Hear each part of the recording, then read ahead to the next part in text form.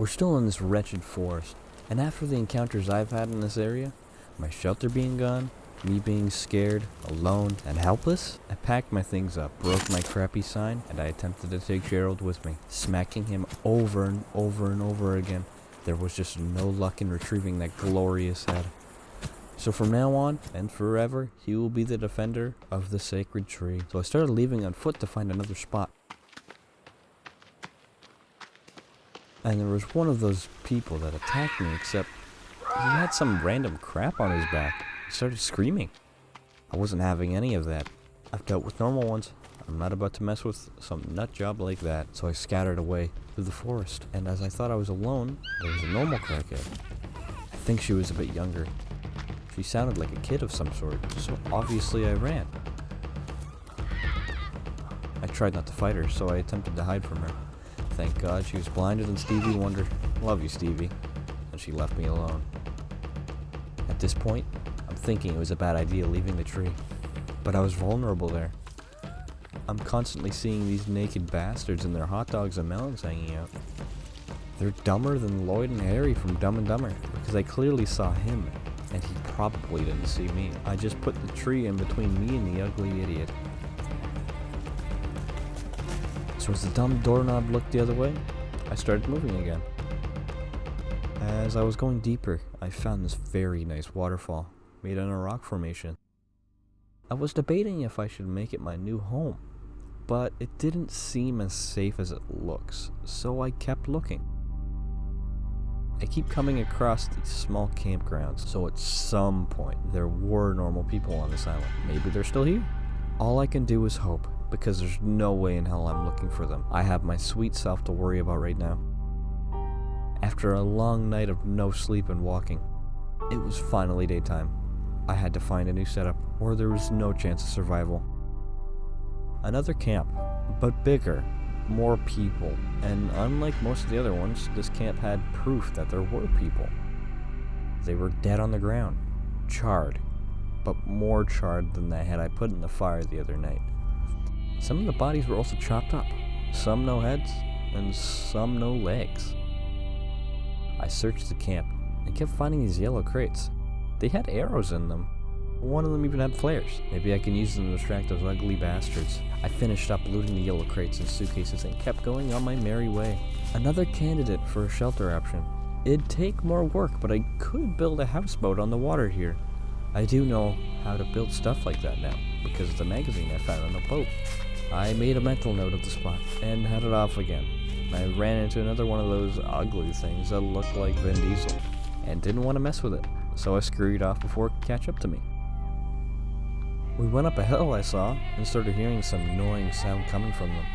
I think they're down below the side of the hill, so I kept going until I saw it.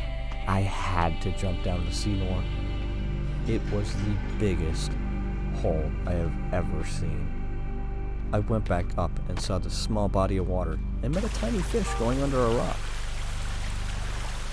I thought it'd be a great idea to get to the top of this short waterfall. It looks like a good spot.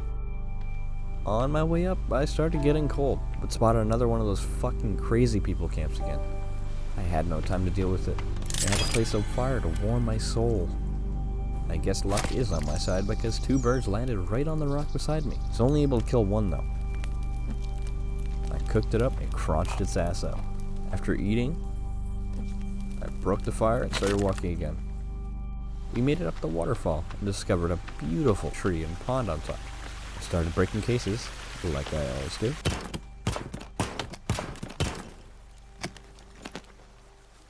But saw the slimy bastards up here too. One of them got the drop on me. I found out that they're either freaks of nature or were previously gymnastics or pro parkourists. Maybe all of them.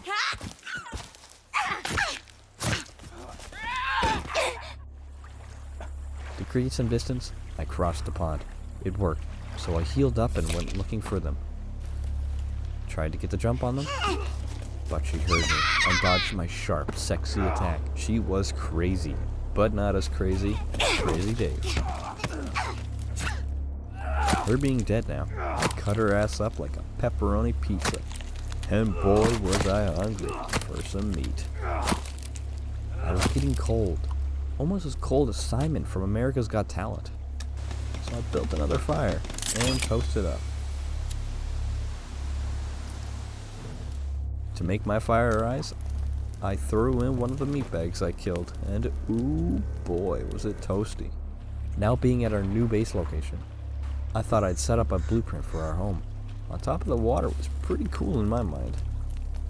Since this is my area, I placed a marker to always see ourselves home. I also built a log wagon to carry more than 2 logs at a time, but I needed sticks. So we went back to that camp I saw earlier and broke their shit into pieces. But there was another kooky one. She stood in my way, and so we fought, and she ended up almost killing me. So I ran off and hid. She was just standing there. Until I got closer, and she ran off like the coward she is. Returning back home, I stoked the fire and finished our sweet, sweet sled. After that, I was messing around with the items I have and made myself a bone club, a stone axe, and a Molotov. I decided it'd be a good time to start getting logs for our house. But of course, one of the smooth brainers attacked, ruining all the fun and almost killing me. But I knocked him off his feet and bopped him in the head to make sure he couldn't think straight. And well, he could have been alive, so I tossed the sucker into the fire. Why not? It makes me warm and tingly inside. Now, where were we? Oh yeah. After being rudely interrupted, I continued to get wood for the house.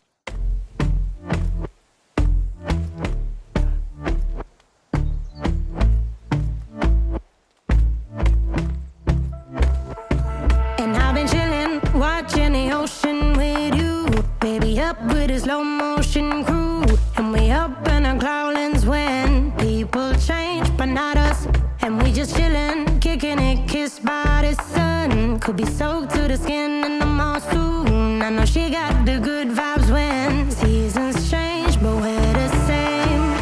Even if I lost all my money, the zero runs deep, honey. Now with the floor down, I added some stairs for convenience, and placed some blueprints for some walls, windows, and doors. In the meantime, until our house is done, I also made an actual shelter this time. Not some dumb bubblegum crappy temporary shelter like before. Well, with the long and hard day, I went to sleep, even though it was still light outside. I was exhausted. With our old lives gone and shitheads still missing, life ain't half bad here. But that's gonna end episode 2, folks, of The Forest. The only downside so far is we're missing Gerald. God, I love that guy. So if you enjoyed it, please consider subscribing. It is free after all. Comment anything else you'd like to see in the future, and well, have a good rest of your day, guys. Fired up like a wolf on a full moon, and we're stuck in a la-la land. The tides will turn without us, and I'll be killing time like I might be a cartoon. Take it in